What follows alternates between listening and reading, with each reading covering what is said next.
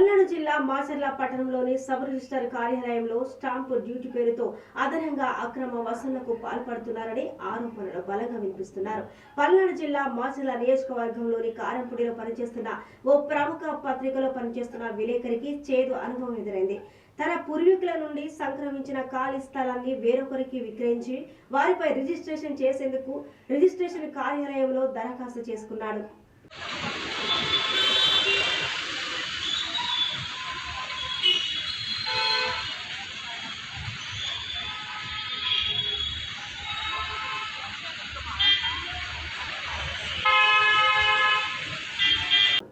మాజీ రాష్ట్రపతి ప్రఖ్యాత శాస్త్రవేత్త డాక్టర్ ఏపీజే అబ్దుల్ కలాం వర్ధంతి సందర్భంగా ముఖ్యమంత్రి రేవంత్ రెడ్డి వారికి ఘనంగా నివాళులు అర్పించారు. సీఎం నివాసంలో పలువురు ప్రజాప్రతినిధులతో కలిసి కలాం చిత్రపటానికి పుష్పాంజలి ఘటించారు. దేశం కోసం జీవితాన్ని దారిపోసిన మహనీయుడు స్వర్గీయ కలాం అని ముఖ్యమంత్రి స్మరించుకున్నారు. ఒక శాస్త్రవేత్తగా భారత రక్షణ పరిశోధన రంగంలో, అంతరిక్ష పరిశోధన రంగంలో కలాం చేసిన కృషిని దేశం ఎప్పటికీ విస్మరించబోదని సీఎం పేర్కొన్నారు. జడ్చర్ల నియోజకవర్గానికి చెందిన ప్రభుత్వ విద్యా సంస్థల విద్యార్థులకు షూ పంపిణీ కార్యక్రమాన్ని ముఖ్యమంత్రి రేవంత్ రెడ్డి శుక్రవారం తమ నివాసంలో ప్రారంభించారు. జడ్చర్ల ఎమ్మెల్యే అనిరుద్ రెడ్డి ఆధ్వర్యంలో ప్రభుత్వ స్కూళ్లు, కాలేజీల్లో చదువుతున్న సుమారు 27,000 మంది విద్యార్థులకు ఉచితంగా షూని అందజేస్తున్నారు. ఈ సందర్భంగా యువ ఎమ్మెల్యే సేవలను ముఖ్యమంత్రి అభినందించారు.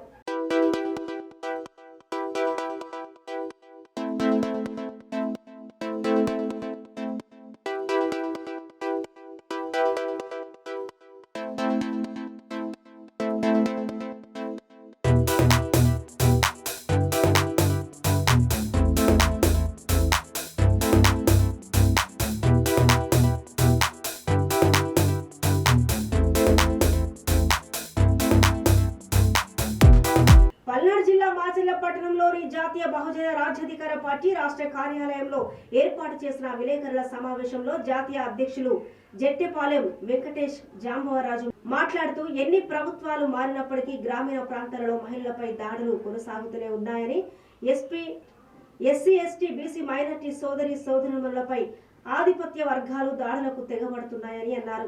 ఇక మహిళలకు రక్షణ కల్పించాలన్న ప్రభుత్వాలపై ఉన్నప్పటికీ చూసి చూడనట్టు వ్యవహరిస్తున్నారని ఆరోపిస్తూ మహిళలపై దాడులు చేసిన వారిపై కఠినంగా శిక్షలు పడేలా చర్యలు తీసుకోవాలని బీజేపీ పార్టీ జాతీయ అధ్యక్షులు జెట్టిపాలెం వెంకటేష్ జాంబవరాజు డిమాండ్ చేశారు. అందరికీ జై భీములు. ఆంధ్ర రాష్ట్ర ప్రజలకి, బహుజనులకి, ప్రజాప్రతినిధులకి, ప్రభుత్వ అధికారులకి, ప్రజలకి ముందుగా మా జై భీములు. జాతీయ బహుజన రాజ్యాధికార పార్టీ జేబీపీ పార్టీ వ్యవస్థాపకులు జాతీయ జెట్టిపాలెం వెంకటేష్ జాంబవరాజు ఈ మీడియా సమావేశంలో ఏ ప్రభుత్వాలు ఏర్పడ్డా, అధికారంలోకి వచ్చినా ఎస్సీ ఎస్టీ బీసీ ముస్లిం మైనార్టీల ఓట్లతో గద్దెలెక్కిన ఆధిపత్య కులాల వారు దళితుల మీద, దళిత మహిళల మీద దాడులు చేపిస్తున్నారు. అలాంటి మానుకుంటే ఏ ప్రభుత్వానికైనా మళ్ళీ ఇంకొకసారి బ్రహ్మరథం పట్టడానికి అవకాశం ఉంటుంది. బాబాసాహెబ్ అంబేద్కర్ గారు భారత రాజ్యాంగం ప్రకారమే నడుస్తూ కానీ ఎర్రబుక్కు రాజ్యాంగం అని కొంతమంది, రాజారెడ్డి రాజ్యాంగం అని వైఎస్ఆర్ కాంగ్రెస్ పార్టీలో విమర్శించటం, ఎర్రబుక్కు రాజ్యాంగం అని లోకేష్ బాబుని విమర్శించడం ఇవన్నీ కరెక్ట్ కాదు. పరిపాలన కరెక్ట్గా ఉండాలి. మహిళలపై దాడులు, నిన్ననే అడిగొప్పల గ్రామంలో ఒక దళిత మహిళల మీద, రైతు కూలి మహిళల మీద దాడులు చేపిస్తున్న ఆధిపత్య కులాలకి నేను ఒకటే చెబుతున్నా, అధికారం శాశ్వతం కాదు. 20 సంవత్సరాలకి మాచర్ల నియోజకవర్గంలో అన్ని సామాజిక వర్గాలు సపోర్ట్ చేయబట్టే బ్రహ్మారెడ్డి గారు అత్యంత మెజార్టీతో గెలిపించగలిగారు. మా బహుజనులు కానీ, రైతు కూలి మహిళలు కానీ, బహు కళాకారులు కానీ, ఎస్సీ ఎస్టీ బీసీ మైనార్టీలు తిరగబడి అధికారానికి తీసుకొస్తే ఈరోజు మహిళల మీద దాడులు చేసి మహిళలను కించపరుస్తున్న ఆధిపత్య కులాలకే పెత్తనం ఇస్తున్నారు. కానీ ఎస్సీలకి పెత్తనం లేదు, దళితులకి పెత్తనాలు లేవు, బీసీలకి పెత్తనాలు ఉండవు, మైనార్టీలకు పెత్తనాలు ఉండవు. జగన్ ప్రభుత్వంలో రెడ్డిల ప్రభుత్వం అధికారం జూలం సాగిస్తే తెలుగుదేశం ప్రభుత్వంలో కమ్మవారికి జులం అధికారం. పల్నాడు జిల్లా మాచర్ల పట్టణంలోని ఆర్యవైశ్య సంఘం ఆధ్వర్యంలో విజయవంతంగా 30వ రోజు అన్నదాన కార్యక్రమం నిర్వహించిన కూర్శెట్టి వెంకటేశ్వర్లు రాష్ట్రంలో తెలుగుదేశం పార్టీ అత్యధిక మెజార్టీతో విజయం సాధించడంతో మాచర్ల అఖండ మెజార్టీతో జూలకంటి బ్రహ్మారెడ్డి ఎమ్మెల్యేగా గెలుపొందడంతో ఎమ్మెల్యే జూలకంటి బ్రహ్మారెడ్డి ఆదేశాల మేరకు ఆర్యవైశ్య సంఘం అన్నదానం చేసేందుకు ముందుకు వచ్చింది. నిత్యము 350 నుండి 400 మందికి అన్నదానం చేసేందుకు ఆర్యవైశ్య సంఘంలోనే రోజుకు ఒకరు చొప్పున గత నెల రోజులుగా అన్న క్యాంటీన్ ద్వారా అన్నదాన కార్యక్రమం నిర్వహిస్తున్నారు. 30వ రోజు కూరిశెట్టి వెంకటేశ్వర్లు కుటుంబ సభ్యులు అన్నదాత కార్యక్రమాన్ని నిర్వహించారు.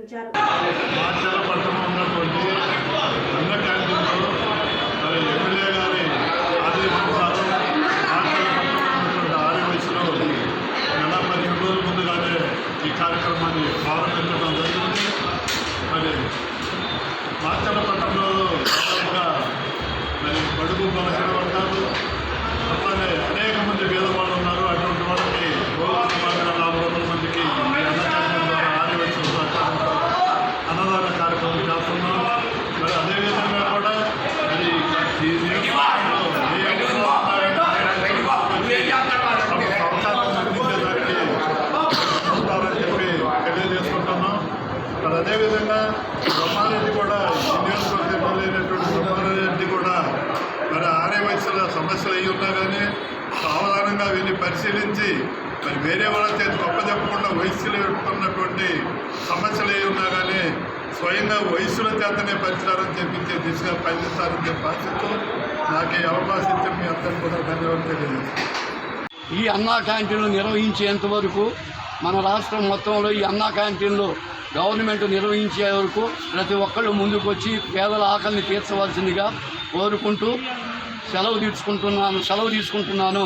అలాగే మన బ్రహ్మారెడ్డి గారు ఇటువంటి కార్యక్రమాలు చేయడానికి ముందుకు వచ్చి ప్రోత్సహిస్తున్నారు. కావున ఇంకా మరికొన్ని కార్యక్రమాలు ప్రజలకు ఉపయోగపడే కార్యక్రమాలు చేయడానికి ఆర్యవైశ్యులు ఎప్పుడూ ముందుంటారని తెలియజేయటంలో ఎటువంటి సందేహం లేదు. ప్రతి ఒక్కళ్ళు కూడా ఈ ఆర్యవైశ్య కార్యక్రమానికి సహకరిస్తున్నారు కాబట్టి మేము ఆర్యవైశ్య కార్యక్రమంలో అన్నదానం చేయగలుగుతున్నాము. మన జూలకంటి బ్రహ్మారెడ్డి గారి ఆధ్వర్యంలో మన నియోజకవర్గం బాగా అభివృద్ధి చెందాలని, అలాగే తెలుగుదేశం గవర్నమెంట్లో నారా చంద్రబాబు నాయుడు గారి ఆధ్వర్యంలో రాష్ట్రం ముందుకు పోవాలని, పోలవరం అభివృద్ధి కానీ, అమరావతి కానీ, తర్వాత మిగతా కార్యక్రమాలన్నీ సక్రమంగా ఏర్పాటు చేస్తారని, ఆంధ్రప్రదేశ్ని సర్వతోముఖాభివృద్ధిగా ముందుకు తీసుకెళ్తారని ఆశిస్తూ సెలవు తీసుకుంటాను. నడి రోడ్డుపై అందరూ చూస్తుండగానే పోలీసుల సమక్షంలోనే వైసీపీ కార్యకర్తపై టీడీపీ వర్గీయులు రోడ్డుపై నుండి ఈడ్చుకెళ్లారు. ఇక పోలీసులు చూస్తున్నారు తప్ప దాడి చేసే వారిపై ఎటువంటి చర్యలు తీసుకోవడంలో విఫలమయ్యారని చెప్పవచ్చు. ఇక అధికారంలోకి వచ్చిన వెంటనే ఎటువంటి వివక్షం లేకుండా, దాడులు లేకుండా స్వచ్ఛమైన రాజకీయాలే చేస్తామని టీడీపీ నేతలు చెప్పుకోవడం గమనార్హం. ఇదేనా మార్పు అంటే అనే ప్రశ్నలు వినిపిస్తున్నాయి.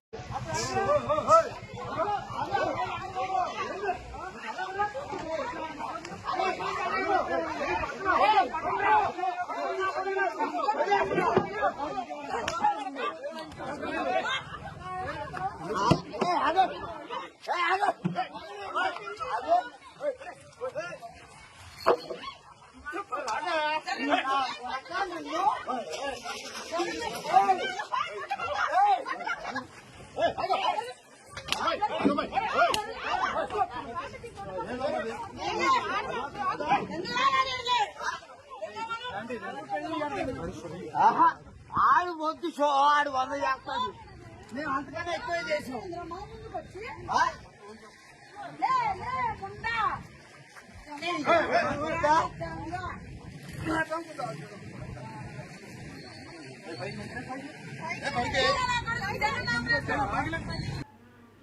పల్నాడు జిల్లా వినుకొండ పట్టణంలోని ప్రభుత్వ ఆసుపత్రిలో నూజెండ్ల మండలం బుర్రిపాలెం గ్రామానికి చెందిన తాటి శ్రీను పార్థివ దేహానికి నివాళులర్పించిన వినుకొండ శాసనసభ్యులు జీవి ఆంజనేయులు, మాజీ శాసనసభ్యులు మక్కెన మల్లికార్జునరావు, జనసేన ఇన్ఛార్జ్ నాగశ్రీను రాహిల్ బాధితుల కుటుంబాన్ని పరామర్శించి వారి కుటుంబానికి ప్రభుత్వ పరంగా న్యాయం చేస్తామని హామీ ఇచ్చారు. ఎంత బాధాకరమైన విషయం అంటే ఆ బాబుని చూస్తే నిండా 35 ఏళ్ల వయసు లేదు. ఆ అమ్మాయికి 30 సంవత్సరాలు, భార్యకి 4 బిడ్డలు, 3 ఆడపిల్లలు, పిల్లవాడు. ఈ రోజున ఒక కురుపు చిన్నది, ఆ కాలి గాయం కూడా మేము ఎమ్మెల్యేగా చూడటం జరిగింది. కాలికి చిన్న కురుపు ఉంటే అప్పుడు దాకా మేకలు మేపుకొని వచ్చినట్టు వ్యక్తికి చిన్న ఏదైనా డ్రెస్సింగ్ చేసి పంపిస్తే పోయేదానికి ఒక ఇంజక్షన్ చేశాడు. ఆ ఇంజక్షన్ చేస్తే అప్పటికప్పుడే కుప్పకూలిపోయాడు. మళ్ళీ వేరే హాస్పిటల్ తీసుకొచ్చి లోపు చనిపోయాడు. అసలు ఆ ఇంజక్షన్ ఏమి ఇంజక్షన్ దాన్ని బయట పెట్టడం లేదు. ఇప్పుడు ఈ ఆర్ఎంపీ మల్లికార్జున రెడ్డి అనే ఆర్ఎంపీ కుర్రడు పరారులో ఉన్నాడు. అసలు నీకు భయం ఏంటి? నువ్వు ప్రజలకు వైద్యం చేసేవాడు, నువ్వు ఏ తప్పు చేయకపోతే. పల్నాడు జిల్లాలో ఎక్కడైనా ర్యాగింగ్ కు పాల్పడినా, ర్యాగింగ్ ను ప్రోత్సహించిన, మాదక ద్రవ్యాలను వినియోగించిన, వాటిని సరఫరా చేసిన ఊరుకునేది లేదు. అట్టి వారిపై చట్ట ప్రకారం కఠిన చర్యలు తప్పవని హెచ్చరించిన పల్నాడు జిల్లా ఎస్పీ కంచి శ్రీనివాసరావు.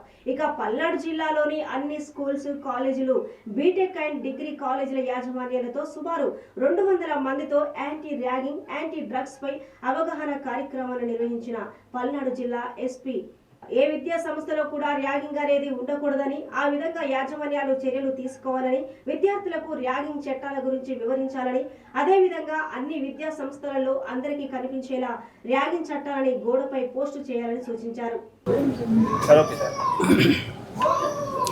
ర్యాగింగ్కి వ్యతిరేకంగా మరియు మాదక ద్రవ్యాల వినియోగంకి వ్యతిరేకంగా ఒక అవగాహన సదస్సుని పల్నాడు జిల్లాలో ఉన్నటువంటి అన్ని విద్యా సంస్థలకు సంబంధించి విద్యా సంస్థల నుంచి రిప్రజెంటేటివ్స్ రావడం జరిగింది.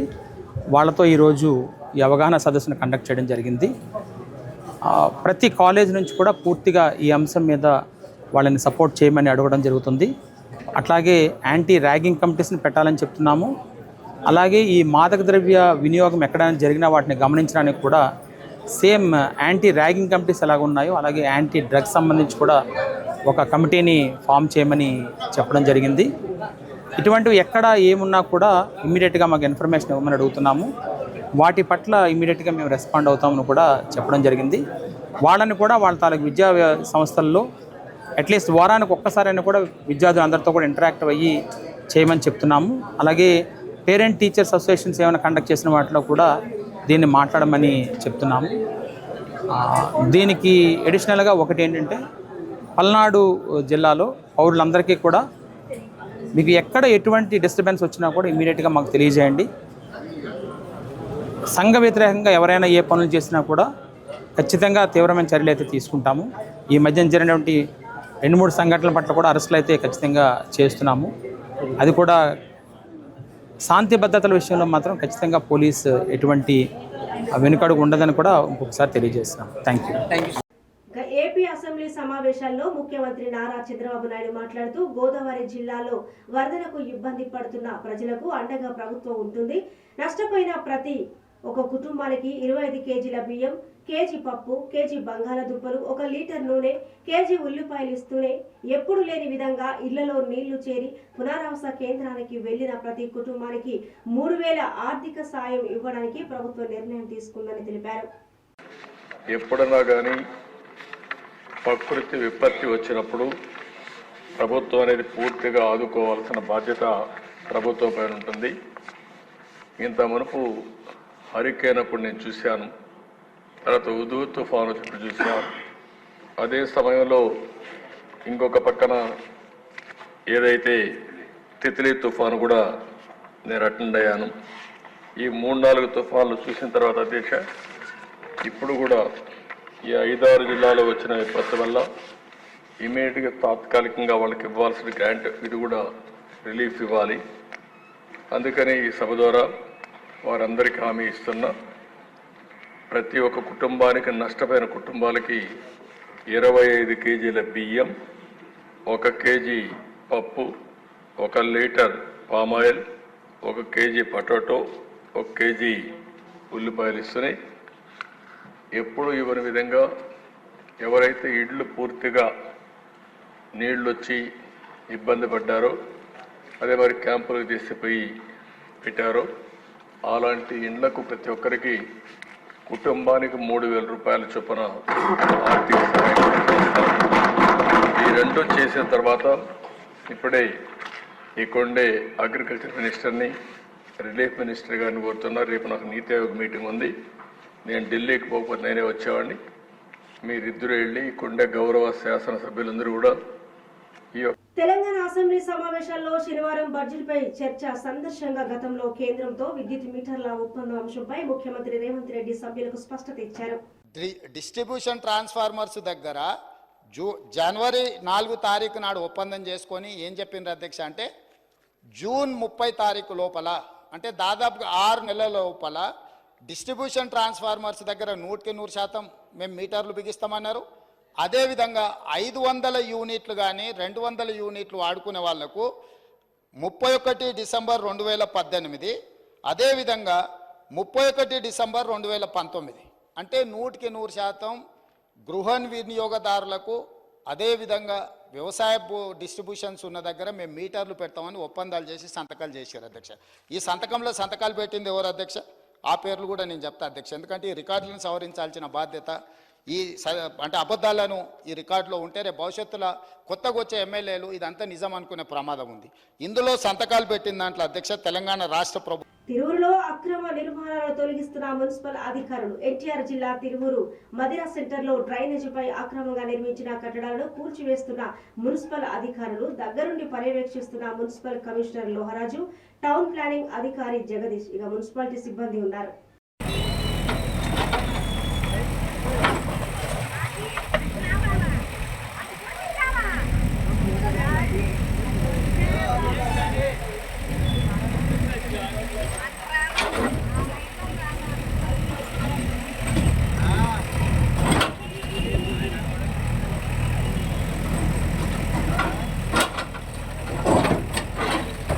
గన్నవరం విమానాశ్రయంలో పలువురు ప్రముఖులతో సందడి.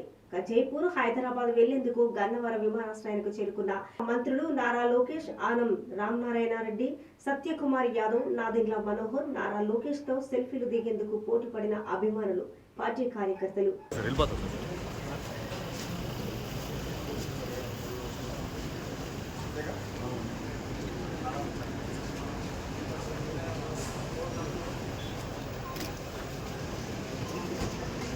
चलिए जरा पीछे हो जाओ, पीछे हो जाओ.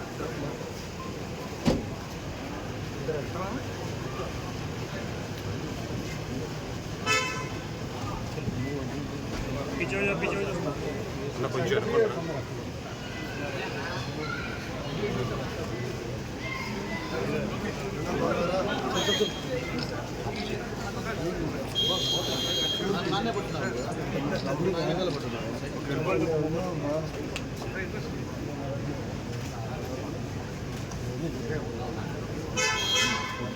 चलो चलो लोकेश सर पीछे पीछे पीछे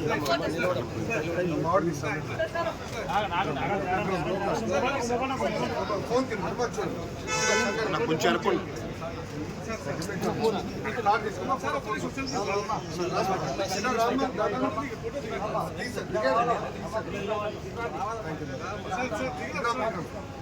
वो कार्ड मिलेगा पूजा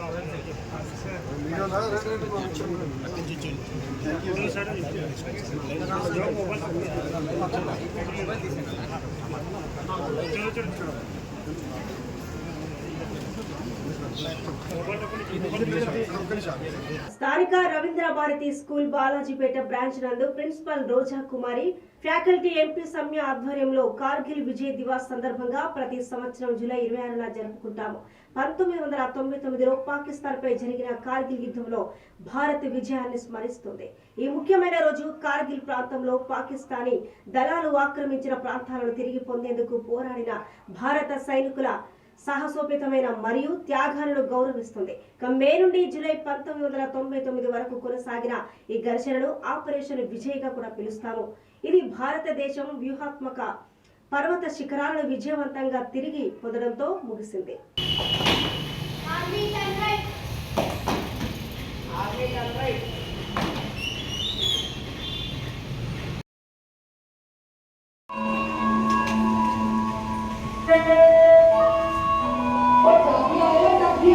Jadi